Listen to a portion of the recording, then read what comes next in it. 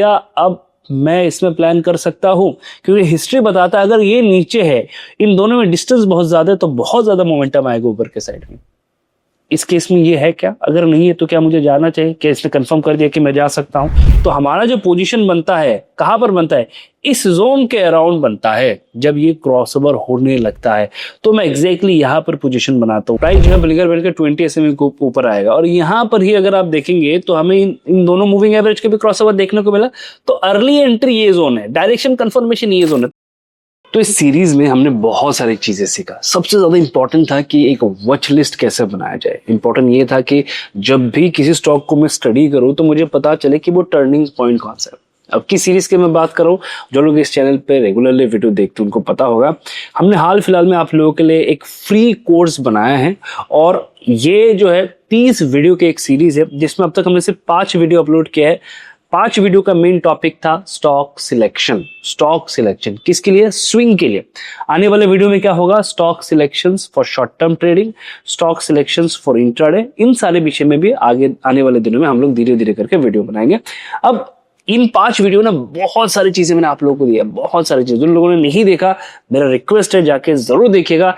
मुझे नहीं लगता कि इतना इजी तरीके से कोई आपको समझाने वाला है, सिखाने वाला है पूरी यूट्यूब में, ठीक है।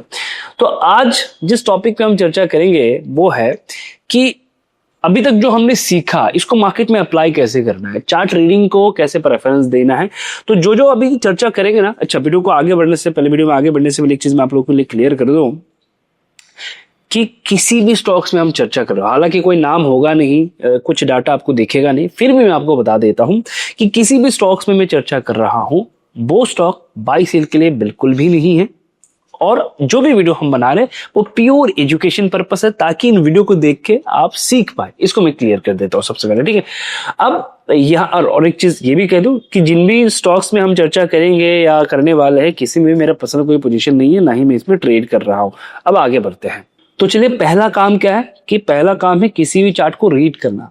कोई सा भी हम रैंडमली 10 स्टॉक लेंगे, देखेंगे कि इनमें से मैं सिलेक्शन प्रोसेस को कैसे कंप्लीट करता हूं, कि किस तरीके से मैं देखता हूं कि ये मेरे वॉच लिस्ट में जा सकता है या नहीं, इसको मैं प्रेफरेंस दे सकता हूं नहीं, ये मैं कैसे समझता हूं।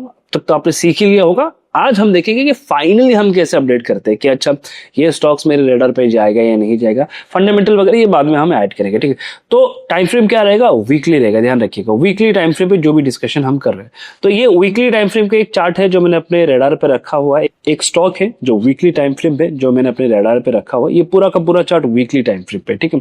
तो अगर आप देखेंगे स्टॉक्स ने इस रेंज को ब्रेक किया। हमने कहा था 4 तरीके के हमारे चार्ट पैटर्न होते हैं। 4 तरीके के अगर चार्ट पैटर्न है तो ही हम प्लान करेंगे। पहला हमारा बन जाता है बॉटम में, दूसरा इन बिटवीन, और तीसरा जो है यहाँ पर बनता है, चौथा जो है वो इस जोन के अराउंड बनता है। ब्रेकआउट के बाद जब वो धीरे धीरे करके वापस नीचे आता है तो हम चौथा स्टॉक जो है वो जब यहाँ पर प्राइस आता है तो इसको हम प्रेफरेंस देते। तो इस केस में ये जो स्टॉक है जो हमारे रेडार पे, ये हमारे किसी काम का नहीं, क्योंकि इसमें एज ऑफ नाउ ऐसा कुछ भी नहीं बना जिसको देख के हम इसको प्रेफरेंस दे सके, ठीक है। तो पहला तो ये हो गया कि ये किसी भी क्राइटेरिया को फुलफिल नहीं कर रहा, तो इसको हम क्या करेंगे? अवॉइड करेंगे, देखेंगे भी नहीं। यहाँ पर हमारे पास दूसरा जो चार्ट है, इस चार्ट को भी एक बार रीड करते हैं हम लोग। वीकली टाइम फ्रेम में अब रीड करें, नोटिस करके देखें। वीकली टाइम फ्रेम पे इसने एक बार लो बनाया, फिर लो बनाया, फिर ऊपर गया, फिर लो बनाया, फिर इसने मोमेंटम बनाया। अब क्या ये मेरे किसी काम का है? क्या मैं इसको अपने वॉच लिस्ट में डाल सकता हूँ? क्या यहाँ पर कुछ भी समझ में आ रहा है कि इस बेसिस पे हम इसमें ट्रेड कर सकते हैं? ऐसा मुझे एज ऑफ नाउ नहीं दिख रहा। और यहाँ से सिर्फ और सिर्फ एक ट्रेल लाइन नीचे से बन सकते हैं, इससे ज्यादा कुछ नहीं। तो इसमें मैं कुछ भी अप्लाई नहीं कर सकता। अब तक मैंने जो सीखा यहाँ पर कुछ भी अप्लाई नहीं किया जा सकता। ऐसा कुछ ट्रेंड लाइन वगैरह दिख रहा है, नथिंग एल्स। तो जो भी हमने सीखा इस चार्ट में भी कुछ भी अप्लाई नहीं किया जा सकता। कुछ और देखते हैं कि इसमें कुछ अप्लाई किया जा सकता है, बिल्कुल नहीं, इसमें भी कुछ अप्लाई नहीं किया जा सकता। इसमें देखते हैं एक बार, ठीक है। ये एक चार्ट है, अब क्या नाम है स्टॉक का क्या है नहीं, ये मेरे लिए इंपॉर्टेंट नहीं है, मैं थोड़ा सा स्टडी करना चाहता हूँ। तो ये किस कैटेगरी में आ रहा है, सबसे पहले तो वो इंपॉर्टेंट है कि ये इस चार्ट का जो पैटर्न है वो किस कैटेगरी के हिसाब से आया है मेरे पास। तो इस चार्ट का जो पैटर्न है, हमने जो चौथा कैटेगरी लगाया था ना, उस चौथे कैटेगरी के हिसाब से आ रहा है कि एक बार गया था, फिर ब्रेक होकर नीचे आया, फिर यहाँ से पुल बैक लेने की कोशिश, इस लो को ब्रेक नहीं किया, यहाँ से शिफ्ट होने की कोशिश। अब वीकली में है, पहला काम क्या है? पहला काम क्या है ये समझना, क्या यहां से आने वाले दिनों में मोमेंटम आ सकता है? वीकली में बुलिंगर बैंड का बहुत इंपॉर्टेंस है। बुलिंगर बैंड कह रहा है कि देखो इसने कोशिश किया था इसको सस्टेन करने की, नहीं कर पाया। राइट, इसके ऊपर सस्टेन करने की इसने कोशिश की इस जगह पे वीकली टाइम फ्रेम पे, लेकिन नहीं कर पाए। तो इसके नीचे है तो मैं क्या करूंगा, यूजुअली अवॉइड करूंगा। जब तक बिलिंगर बैंड की 20 SMA के नीचे, ये मेरे किसी काम का नहीं है, मैं इसको देखूंगा नहीं। हालांकि इंपॉर्टेंट जोन में ध्यान रखिएगा, ठीक है। तो पहला क्राइटेरिया इसने फुलफिल नहीं किया, दूसरा क्राइटेरिया देख लेते हैं, ठीक है। अब हम लगाते हैं गोल्डन क्रॉसओवर। गोल्डन क्रॉसओवर के हिसाब से क्या हुआ, गोल्डन क्रॉसओवर के हिसाब से भी बहुत नीचे, तो ये अभी भी मेरे किसी काम का नहीं। अगर किसी दिन ये ऊपर आते हैं, इसको ब्रेक करते हैं, तो इसका जो ट्रेंड है वो रिवर्स हो सकता है। तो ट्रेंड रिवर्स की अगर मैं बात करूं, अभी तक कुछ कंफर्मेशन मिला नहीं है, तो ये भी मेरे किसी काम का नहीं है। तो ये दो चीज मुझे कंफर्म कर रहे हैं कि हो सकता है कि यहां से मोमेंटम आए, ऊपर नीचे रहे, लेकिन मैं इसको ट्रेड नहीं कर सकता, मैं इस पे नहीं जा सकता, क्योंकि अभी तक कंफर्मेशन नहीं आया है कि इसका डायरेक्शन चेंज है। हो सकता है कि यहाँ से वापस से लोअर लो बने और नीचे आ जाए, हमें नहीं पता। एक बार हम पिवट पॉइंट से भी चेक कर लेते हैं, पिवट पॉइंट का क्या सीन है। तो पिवट पॉइंट पे यहाँ पर सपोर्ट मिला, इन बिटवीन कहीं पर है, तो फिलहाल तो ये मेरे किसी काम का नहीं। तो वीकली टाइम फ्रेम पे अगर मैं बात करूं, तो ये जो स्टॉक है एक स्ट्रॉन्ग सपोर्ट जोन में, लेकिन अब तक कंफर्मेशन नहीं है। तो ये डिफरेंट चीज है, कंफर्मेशन नहीं है कि ये कंफर्मली डायरेक्शन चेंज है या नहीं, अब तक वो आया नहीं हमारे पास। हमें बस इतना पता चला है कि प्राइस जो है इस जगह पे होल्ड कर रहा है। हो सकता है किसी दिन आने वाले दिनों में इस जोन के अराउंड हमें कहीं पर ये मौका मिले कि ये अपना जो सेटअप है वो कंप्लीट करे, ठीक है।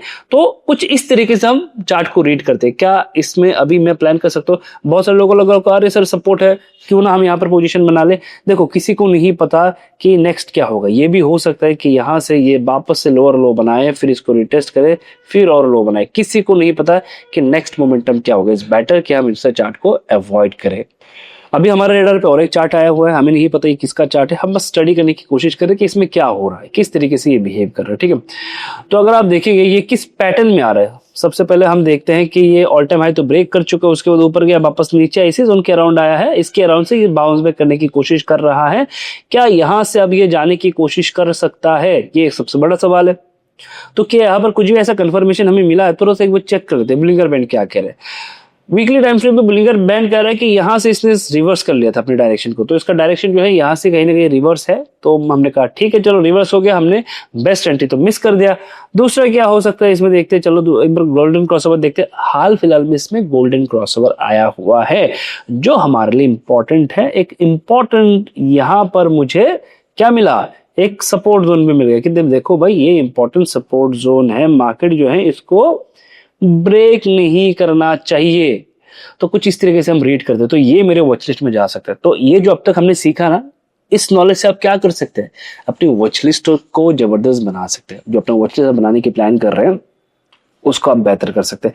इसमें अब मैं बाकी चीजें ऐड करता हूँ, जैसे कि पिवोट चेक कर लेते हैं। तो पिवोट कह रहा है कि अच्छा यहाँ से ऊपर गया, ऊपर के साइड में रेजिस्टेंस यहाँ पर, एक पिवोट से भी हमें एक आइडिया हो गया। उसके बाद में एक बार वॉल्यूम भी चेक कर लेते हैं। वॉल्यूम धीरे धीरे धीरे धीरे करके ड्राई हुआ, अब यहाँ से स्पाइक आ सकते हैं, उसकी प्रोबेबिलिटी है। तो सारी चीजें मुझे लग रहा है कि मैंने प्रोबेबिलिटी में जा सकते हैं। तो बाकी जितने भी चार्ट है आपको कमेंट करके बताना कि बाकी जितने भी चार्ट है, ये चार्ट आपको बाकी चार्ट से क्या डिफरेंट लग रहा है। बाकी चार्ट भी आपने देखा, इस चार्ट को भी आपने देखा। तो ट्रेडिंग क्या होता है, ट्रेडिंग में बेसिकली हम क्या करते हैं, रिस्क के साथ एक पोजीशन बनाते हैं। कोई ना कोई एक रिस्क होता है इसमें, किसी में 2% का होगा, किसी में 4% का होगा, किसी में 5% का होगा। तो जब मुझे रिस्क के साथ पोजीशन बनाना है तो मैं प्रेफरेंस किसको दूंगा, जिसमें प्रोबेबिलिटी मैक्सिमम होगा, राइट। मुझे तो पोजीशन रिस्क के साथ ही बनाना है, बिना रिस्क के तो मैं पोजीशन नहीं बना सकता। अगर मुझे पोजीशन रिस्क के साथ ही बनाना है तो प्रेफरेंस अगर मुझे देना है, मैं किसको दूंगा, जिसमें जितने भी चार्ट भी हमने देखा इनमें अगर मैं बात करूं तो ये चार्ट मुझे बढ़िया लगा। अब ये जाएगा नहीं जाएगा, यहां से गिरावट आएगा नहीं आएगा, मुझे नहीं पता। मैं बस चार्ट को रीड करने की कोशिश कर रहा हूं कि चार्ट के अकॉर्डिंग इसमें क्या कंडीशंस बना हुआ है। और ये कंडीशंस क्या, जो कंडीशन हमने पहले अप्लाई किया था, हमने देखा था कि अगर एक स्टॉक को लंबा रैली बनाना तो ये कंडीशन फुलफिल करना चाहिए। क्या ये उन कंडीशन को फुलफिल कर रहा है? अगर कर रहा है तो इसको मैं प्रेफरेंस दे सकता हूं, अपने वॉच लिस्ट में डाल सकता हूं। ट्रेड करना ना करना ये बात की बात है। हम डिस्कस करें कि डायरेक्शन को कैसे आइडेंटिफाई करेंगे। डायरेक्शन हमारे लिए इंपॉर्टेंट है, तो डायरेक्शन को हम कैसे आइडेंटिफाई करते हैं, तो ये एक प्रोसेस है जिसको हम फिल्टर करने के दौरान, जब स्टॉक को हम फिल्टर करते हैं तो इस प्रोसेस से हम किसी भी चार्ट को देखते हैं कि इसमें नेक्स्ट क्या हो सकता है। अब इसमें आगे चल के फंडामेंटल ऐड होगा, बहुत सारी चीजें हम और देखेंगे, उसके बाद जाके कंफर्मेशन वगैरह आता है। तो एज ऑफ नाउ अगर मैं बात करूं तो अब तक हमने जितने चार्ट देखे, तो ये चार्ट हमें बाकी चार्टों से बेहतर लगा, ठीक है। बाकी चार्टों से ये क्या लगा, बेहतर लगा। तो ये मुझे बताता है कि अच्छा ठीक है, यहां से मोमेंटम जो है वो शुरू होने, यहां से ऑलरेडी शुरू हो चुका है, आने वाले दिन में जा सकते हैं, क्योंकि गोल्डन क्रॉसओवर वगैरह भी यहां पर हुआ है, नहीं भी जा सकता है। ये स्टॉक मार्केट है, कुछ भी 100% नहीं समझना है और ना ही कभी भी इतना बड़ा रिस्क लेना है जो आपको मेंटली डिसअपॉइंट करे, इसके साथ साथ आपको फाइनेंशियल इंपैक्ट करे। ऐसा डिसीजन कभी भी स्टॉक मार्केट में नहीं लेना, ठीक है। कुछ और चार्ट देखते हैं। तो ये और एक चार्ट मेरे रडार पे आया हुआ है, अगर आप देखेंगे तो इसको थोड़ा सा स्टडी करते हैं, ठीक है। सारे ड्राइंग वगैरह हटा देते तो प्राइस एक्शन पे कुछ ड्राइंग था। अब मैं इसको सबसे पहले देखता हूँ बुलिंगर बैंड क्या करे। वीकली टाइम फ्रेम पे अभी तक ऊपर गया नहीं, तो ये जगह हमारे लिए इंपॉर्टेंट है। अभी तक ऊपर नहीं गया, पहला काम हमारा कंप्लीट हो चुका है। दूसरा काम क्रॉसओवर देखने। क्रॉसओवर क्या करे, क्रॉसओवर कहते हैं, देखो क्रॉसओवर इससे पहले भी हुआ, थोड़ा बहुत रेलिया वापस हुआ है, रेड लाइन नीचे है, लेकिन अब तक कुछ श्योरिटी नहीं है कि यहाँ से नेक्स्ट क्या हो सकता है क्या नहीं हो सकता। तो इस केस में देखो ये डिफरेंट केस है। इस केस में ऑलरेडी चीजें बन रहा है, ऑलरेडी बने हुए भी है, पर अभी भी मोमेंटम नहीं आया है लंबे समय से, क्योंकि वीकली चार्ट है, यानी कि लंबे समय से मोमेंटम नहीं आया। तो इस केस में थोड़ा सा डिफरेंट है। जब ऐसे केस हमें दिखते हैं तो हम क्या करते हैं, हम प्राइस एक्शंस को ही प्रेफरेंस देते हैं कि प्राइस एक्शन में ब्रेकआउट वगैरह अगर मुझे दिखे तो ही मैं इसको रडार पे रखूंगा। तो अब मेरे लिए इंपॉर्टेंट क्या हो गया, प्राइस एक्शन में, अब प्राइस एक्शन को ज्यादा इसमें प्रेफरेंस दूंगा। अब ये कोई भी स्टॉक हो सकता है, इसका कुछ भी नाम हो सकता है, ये मेरे लिए इंपॉर्टेंट नहीं है। मुझे बस देखने की मेरा जो सिम्टम्स है वो प्राइस जो है वो फुलफिल कर रहा है या नहीं, ठीक है। मेरा जो भी कैटेगरी मैंने लगाया हुआ है क्या वो फुलफिल हो रहा है या नहीं, ये मेरे लिए सबसे ज्यादा इंपॉर्टेंट है, ठीक है। इन सारी चीजों को देखना है। देखो कभी भी ना 100% कुछ नहीं होता। अगर आपको लगता है कि 100% एज इट इज सेम चीज मुझे दिखेगी, नहीं होगा, कभी भी ऐसा नहीं होगा, ठीक है। किसी चार्ट में आपको एकदम क्लियर दिखेगा, किसी में आपको क्लियर समझ में नहीं आएगा, किसी में आपको नॉइज दिखेगा। ये आपके ऊपर है कि आप कितना ज्यादा प्रैक्टिस कर रहे हैं और कितना ज्यादा चार्ट को रीड करने की और समझने की कोशिश कर रहे हैं कि नेक्स्ट क्या हो सकता है। एटलीस्ट आप रॉन्ग डिसीजन तो नहीं ले रहे।